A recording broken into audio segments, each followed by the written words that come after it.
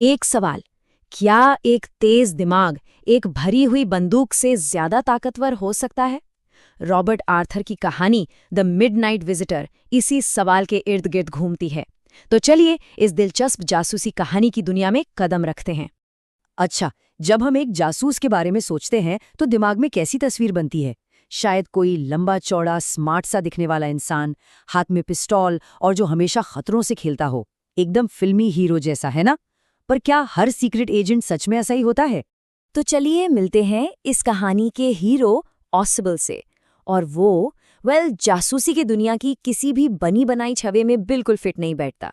वो काफी मोटा है और पेरिस के एक पुराने उदास से दिखने वाले होटल के छोटे से कमरे में रहता है। मतलब कोई भी देखकर ये नहीं कहेगा कि ये एक सीक्रेट एजेंट है। हम ये पूरी कहानी एक युवा लेखक फाउलर की नज़रों से देख रहे हैं। वो ऑसिबल से मिलने आया था, ये सोचकर कि उसे कोई रोमांचक कहानी मिलेगी। पर ऑसिबल को देखकर उसे बस निराशा ही हाथ लगी।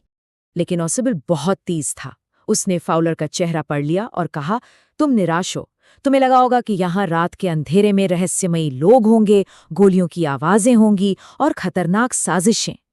और यहीं से कहानी का असली थीम सामने आता है, जो हम सोचते हैं और जो हकीकत होती है उसके बीच का बड़ा फासला। फाउलर को तो लग रहा था कि ये शाम एकदम बोरिंग जाने वाली है, पर तभी कहानी में एक जबरदस्त और खतरनाक मोड़ आता है।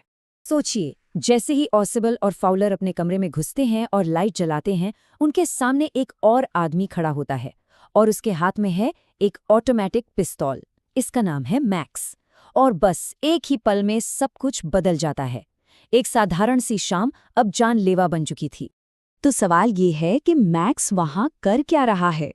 असल में वो एक बहुत ही जरूरी और खुफिया रिपोर्ट के पीछे था। एक ऐसी रिपोर्ट जिसने नई मिसाइलों के बारे में जानकारी थी। मतलब ये कोई मामूली कागज नहीं था।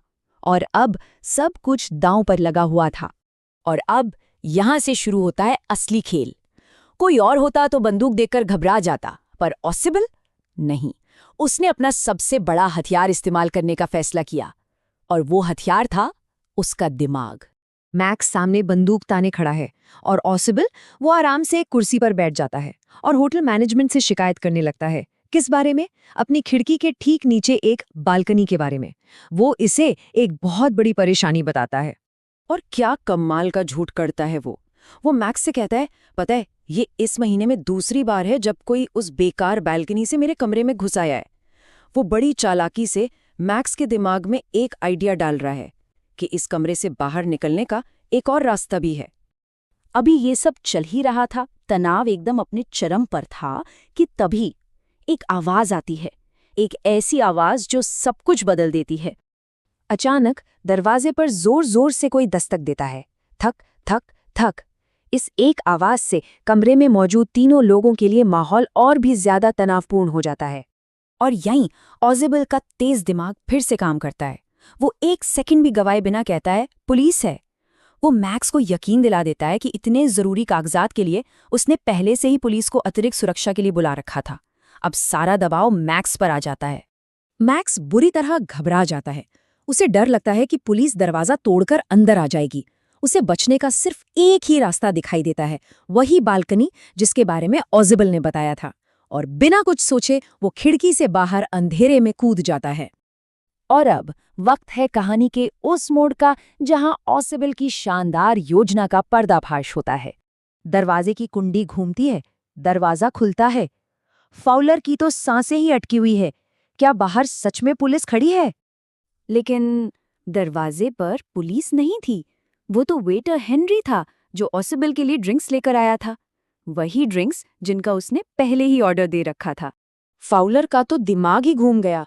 वो हकलाते हुए पूछता है, लेकिन वो आदमी जो बैल्कनी पर गया उसका क्या? उसे अभी भी कुछ समझ नहीं आ रहा था कि आखिर हुआ क्या। और फिर आता है कहानी का सबसे बड़ा खुलासा।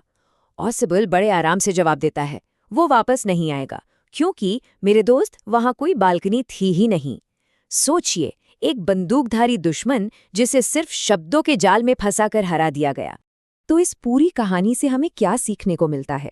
पहली बात कि जो जैसा दिखता है जरूरी नहीं कि वो वैसा ही हो। दूसरी कि दुनिया का सबसे ताकतवर हथियार हमारा दिमाग है, और तीसरी कि शांति और सूझबूझ से बिना किसी हिंसा के भी बड़ी से बड़ी मुश्किलों को हराया जा सकता है। तो आखिर में एक सवाल, चुनौतियों से भरी इस दुनिया में क्या एक तेज दिमाग हमेशा एक ताकतवर शरीर से ज्यादा असरदार साबित होता है? इस बारे में सोचिएगा जरूर।